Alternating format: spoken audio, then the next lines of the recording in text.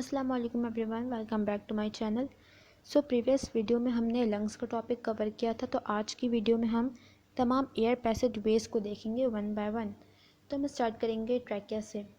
Trachea क्या है? The internal opening of nasal sac open into a long tube trachea.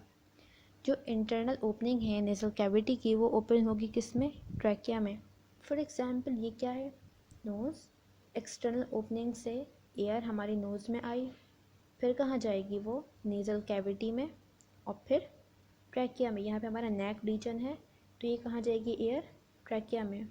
Trachea के बाद trachea के बिगनिंग पर क्या है? एक बॉक्स लाइक स्ट्रक्चर, जिसे हम क्या कहते हैं? लैरिंग्स। एक बॉक्स लाइक स्ट्रक्चर है लैरिंग्स। लैरिंग्स में प्रेजेंट है वोकल कॉर्ड्स। वोकल कॉर्ड्स का काम क्या है? इसकी वाइब्रेशन से साउंड प्रोड्यूस होता है। लैरिंग्स में क्या प्रेजेंट है? Vocal cords. वोकल कॉर्ड्स की वाइब्रेशन से होगा साउंड प्रोड्यूस।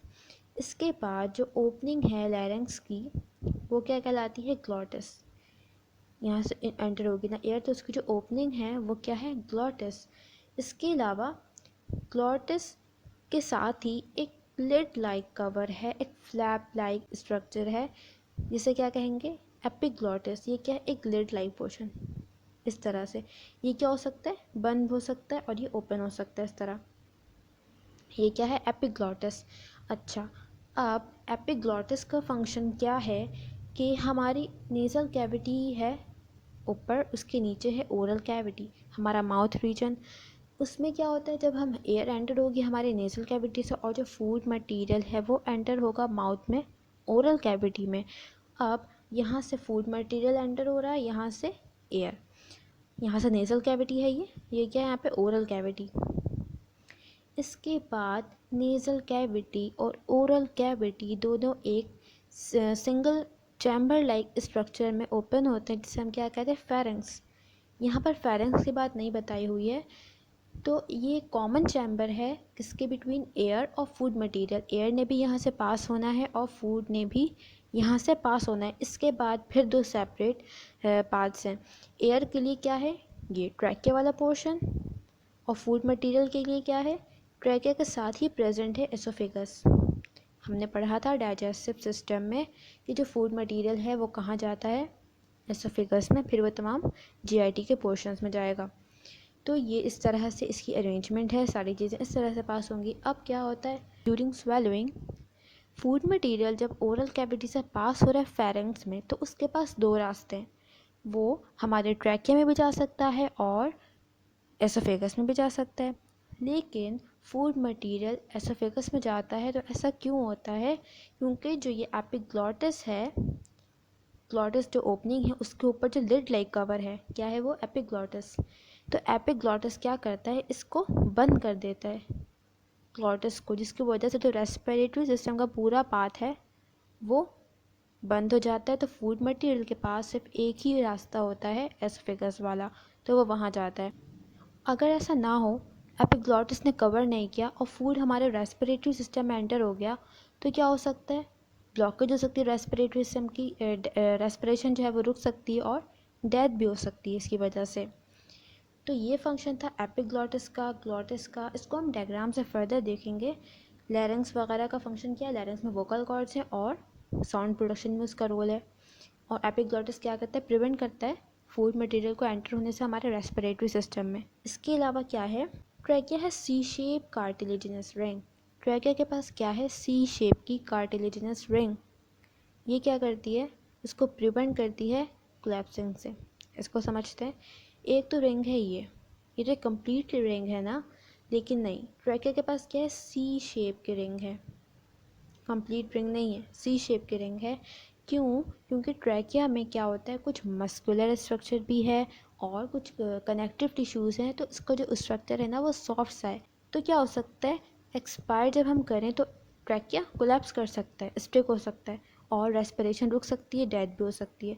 लेकिन जब सी शेप कार्टिलेज प्रेजेंट है, तो उसको क्या करता है? वो एक रिजिडिटी देता है ताकि वो कोलैप्स ना हो जब हम एयर एक्सपायर करें। तो ये फंक्शन है इसका, सी शेप कार्टिलेज का और उसके तमाम स्ट्रक्चर का। अब हम इसको डायग्राम से समझते हैं। सबसे पहले हम इसके स्ट्रक्चर्स देखते हैं क्या हैं। This is nasal cavity, this is oral cavity. और ये क्या है? एसोफेगस। ये क्या है? ट्रैकिया।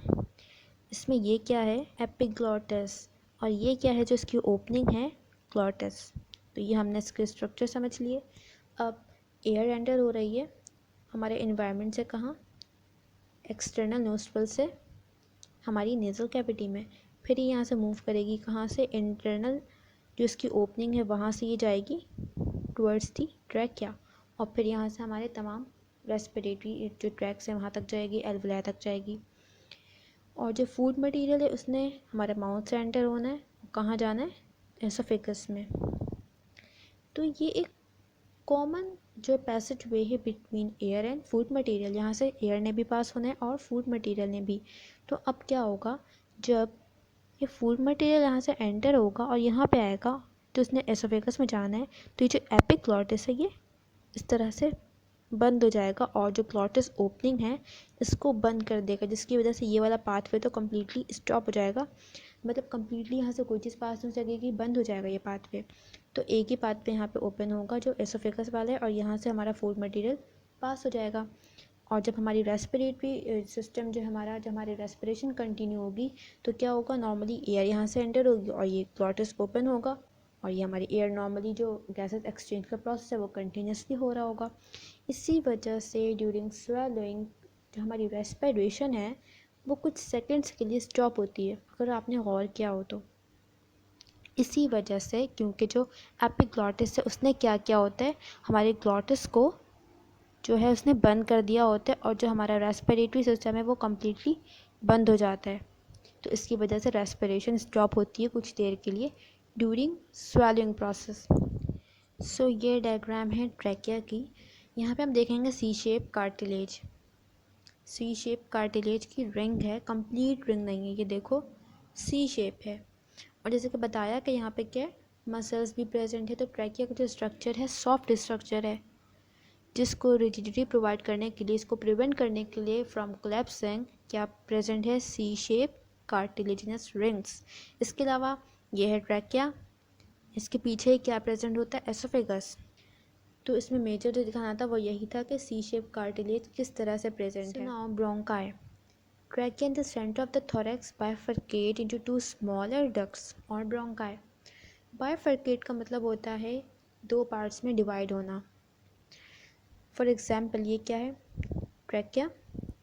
अब ये डिवाइड हो जाएगी दो स्मॉल डक्ट में, जिसे क्या कहेंगे? Bronchi. Each bronchus to have C shape cartilaginous rings. Bronchus के पास भी क्या है? कार्टिलेजिनस रिंग है, सी शेप। इसके अलावा ये क्या है? एक तरफ राइट ब्रोंकस और दूसरी तरफ लेफ्ट। तो ये दोनों अपने तरफ के लंग्स में एंटर होंगे, और एंटर होने के बाद ये बहुत सी और मज़ीद स्मॉलर डक्ट्स में डिवाइड होंगे, जिसे हम क्या कहेंगे? ब्रोंक्यूल। गेरा ब्रोंक्यूल। अब ब्रोंक्यूल के बाद क्या होगा? Each bronchiole is very thin tube. कैसी है? बहुत थिन ट्यूब है, ट्यूब लाइक स्ट्रक्चर है। अच्छा, यहाँ पर एक इम्पॉर्टेंट बात है, यहाँ पे मेंशन नहीं है, लेकिन ब्रोंक्यूल के पास कार्टिलेजिनस रिंग नहीं होती। तो ये डिफरेंस होता है। हम कब कहेंगे कि ये ब्रोंकस और ब्रोंक्यूल है? ब्रोंकस के पास जो कार्टिलेजिनस रिंग है वो है, और ब्रोंक्यूल के पास रिंग नहीं है। तो ये एक डिफ्रेंशिएटिंग पॉइंट होता है बिटवीन ब्रोंकस और ब्रोंक्यूल। इसके अलावा इसका जो डायमीटर है ब्रोंक्यूल का वो बहुत कम होता है। थिन ट्यूब है ये, that opens into air sac और एल्वुलाई, जो कि कहाँ पे ओपन होगी? फाइनली एल्वुलाई में। अब यहाँ से क्या होगा? Finally gases exchange. For example ये क्या है? ब्रोंक्यूल। एक ब्रोंक्यूल हमने लिया, ये कहाँ पे ओपन होगा? एक एल्वुलाई में। ये एक डायलेटेड सा पोर्शन है एयर सैक की तरह।